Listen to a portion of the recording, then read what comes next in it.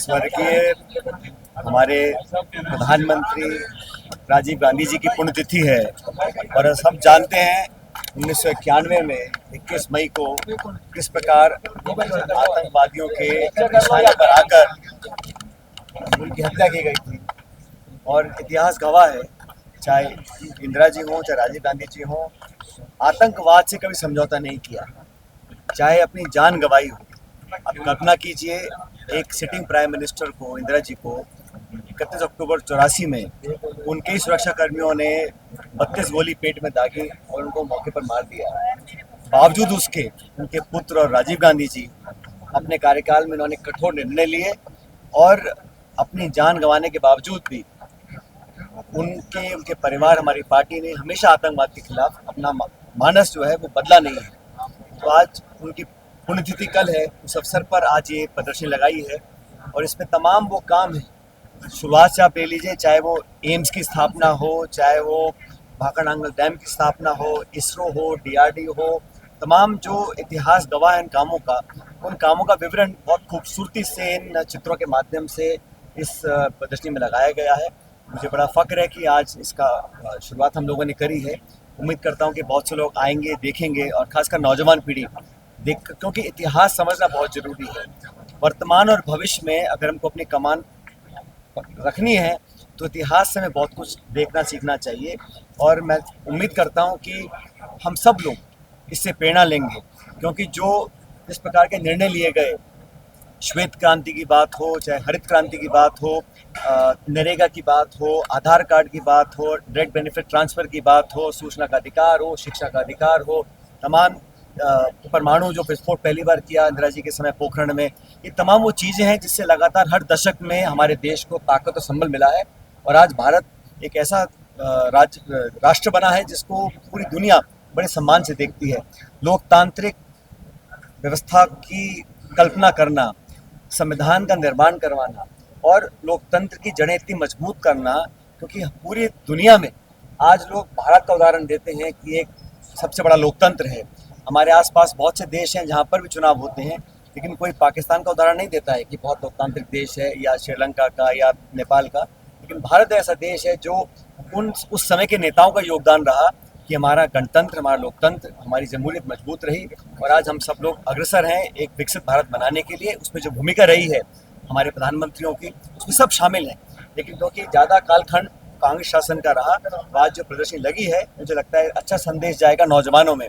और राजीव गांधी जी एक ऐसे व्यक्ति थे जिन्होंने अपने अल्पकाल में 5 सालों प्रधानमंत्री रहे, लेकिन नौजवानों को वोट डालने का अधिकार दिया, संविधान में संशोधन कर कर ग्राम पंचायत तक महिलाओं को, पिछड़ों को आगे आने का मौका दिया और टेक्नोलॉजी और कंप्यूटर टेलीकॉम रेवोल्यूशन जो लेकर आए थे, उससे आज हम लोगों को बहुत संबल और ताकत मिली है।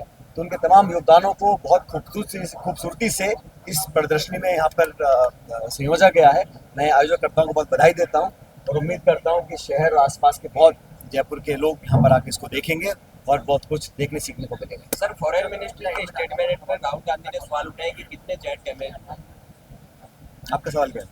फाइटर जेट डैमेज में किस नदी उनका, आपका सवाल क्या है? अमित वाले ने इस पर सवाल उठाए और कहा कि पाकिस्तान, देखिए ऐसा है, जहाँ तक कल भी मैंने कहा था, आतंकवाद को जड़ से ख़त्म करने के लिए और पाकिस्तान समर्थित आतंकवाद जो कई दशकों से हमको टारगेट किए हुए हैं, चाहे वो कश्मीर हो चाहे पंजाब हो, ये पूरी दुनिया जानती है और पूरा देश आतंकवाद से तंग आ चुका है। हम चाहते समाप्त थे और जो ताकतें पाकिस्तान के सरजमीन पे आतंकवाद को पनपाने का काम करती हैं, उनका सफाया होना बहुत ज़रूरी है।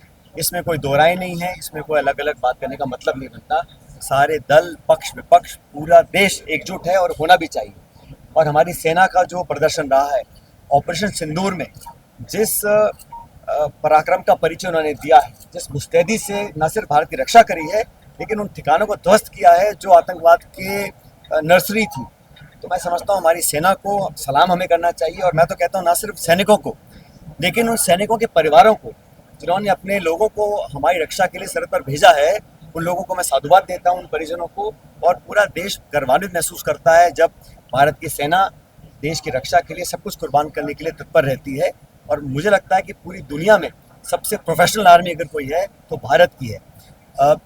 लेकिन जिस प्रकार से युद्ध विराम किया गया, उसकी घोषणा एक तीसरे मुल्क के राष्ट्रपति करते हैं, ये अप्रत्याशित है। आज तक कभी ऐसा हुआ नहीं है। और क्योंकि पाकिस्तान ने सीज फायर की घोषणा की चंद घंटों बाद उसका वायलेशन किया, कश्मीर बॉर्डर पर लगातार मोटर बॉम्ब्स और फायरिंग करी, कई निहत्थे लोगों की, निर्दोष लोगों की जानें गई हैं। तो जिस देश से आपने समझौता किया है, क्या विश्वसनीयता है उसकी, क्या क्रेडिबिलिटी है कि आगे इस प्रकार के काम नहीं होंगे। और मुझे तो इस बात की भी चिंता है कि IMF ने अभी बहुत बड़ा लोन उनको दिया है और अमेरिका के राष्ट्रपति कहते हैं बहुत व्यापार करेंगे पाकिस्तान के साथ। जो संसाधन पाकिस्तान के पास हैं उसका वो दुरुपयोग नहीं करेंगे, इसकी क्या गारंटी है। वो टेरर फंडिंग दोबारा चालू नहीं करेंगे, इसकी क्या गारंटी है। इसलिए सरकार को स्पष्ट करना चाहिए कि क्या आश्वासन उनको मिला है, क्योंकि हम लोग चर्चा करें आतंकवाद की और अमेरिका ने नया शगुफा छोड़ दिया है कश्मीर का। कश्मीर की तो चर्चा ही नहीं थी भाई, ये अलग अलग मुद्दे हैं और कश्मीर द्विपक्षीय मामला है। इसका अंतर्राष्ट्रीयकरण करना मैं समझता हूँ बड़ा दुर्भाग्यपूर्ण है, होना नहीं चाहिए। और मुझे लगता है कि अलग अलग देशों से जो आवाज़ें आ रही हैं उसमें कहीं ना कहीं भारत और पाकिस्तान को एक तराजू में तोलने का काम किया जा रहा है, जो बड़ा गलत है, क्योंकि कोई तुलना नहीं है। भारत की अर्थव्यवस्था पाकिस्तान से 11 गुना है, वो एक फेल्ड स्टेट है। इमरान खान को जेल में डाला हुआ है, इलेक्टेड MPs को जेल में बंद किया हुआ है, ISI और पाकिस्तान आर्मी देश को चलाती है और वहाँ की जो सरकार है वो एक बड़ी कमज़ोर सरकार है। इसलिए उनकी विश्वसनीयता पर मुझे सवाल है। इसलिए सरकार को स्पष्ट करना चाहिए कि किन मापदंडों को देखकर, किन आश्वासनों को लेकर हम लोगों ने सीज फायर किया है। और अमेरिका का जो हस्तक्षेप रहा, कश्मीर पर मध्यस्थता की वो बात कर रहे हैं, उसको सिरे से नकारना चाहिए और विदेश मंत्रालय के कोई प्रवक्ता वक्तव्य दें, इसका कोई मतलब नहीं है। सबसे ऊंचे लेवल से ये खंडन आना चाहिए कि हमने व्यापार के लोभ में या डर से ये समझौता नहीं किया है। और राष्ट्रपति 3 बार बोला ट्रम्प साहब ने कि मैंने ट्रेड का और व्यापार का डर या लालच दिखाकर ये संधि करवाई है, उसको नकारा जाना चाहिए। और मुझे लगता है कि पूरा देश एकजुट है। आपको याद होगा 22 अप्रैल को जब घटना घटी, सबसे पहले खरगे साहब ने प्रेस कॉन्फ्रेंस करके कहा हम सरकार के साथ हैं। और आज भी जहाँ तक देश की अखंडता, सुरक्षा और फौज की बात है, हम सब लोग एक थे और एक रहेंगे। बीजेपी के MLA हैं गौरलाल मीणा, आज 20 दिन हुए। ये बड़ा दुर्भाग्यपूर्ण है। आप सबको याद है राहुल गांधी जी को जबरदस्ती उनकी सदस्यता रद्द करी गई थी और बिना किसी कारण करी गई थी। और इस मामले में जब सब कुछ स्पष्ट है, कोर्ट का आदेश आ चुका है, फिर जो माननीय स्पीकर महोदय हैं उस पर एक्शन क्यों नहीं ले रहे हैं। ये जो निष्पक्षता का प्रदर्शन होना चाहिए, चाहे वो बुढ़ाना जी का कार्यकाल हटाने की बात हो, कल हमारे अध्यक्ष गोविंद डोटासरा जी ने भी अपनी बात को रखा है, बिल्कुल सही कह रहे हैं कि इस प्रकार 2 मापदंड नहीं हो सकते हैं।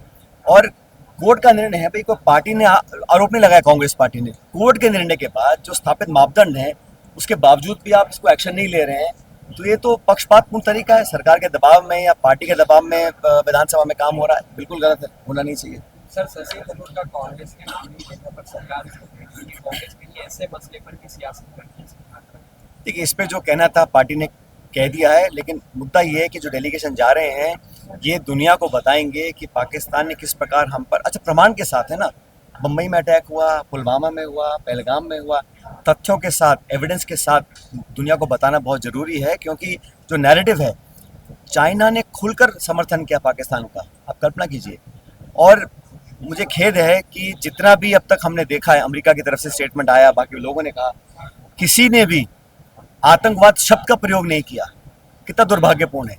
यहाँ पर हम लोगों को और काम करने की ज़रूरत है। अगर आतंकवाद जो हमारा मुद्दा था, पाक समर्थित आतंकवाद, उसकी कोई भर्त्सना नहीं कर रहा, उसकी कोई चर्चा नहीं कर रहा, सिर्फ शांति की अपील कर रहे हैं और कश्मीर को मुद्दा बनाना चाहते हैं, तो जो डेलीगेशन जा रहे हैं अपना काम करेंगे। और कांग्रेस पार्टी ने हमेशा कहा है कि जो सार्थक कदम होंगे, जो भारत के हितों की रक्षा करने के लिए कदम उठाने हैं, उस पर कांग्रेस पार्टी हमेशा साथ रहेगी।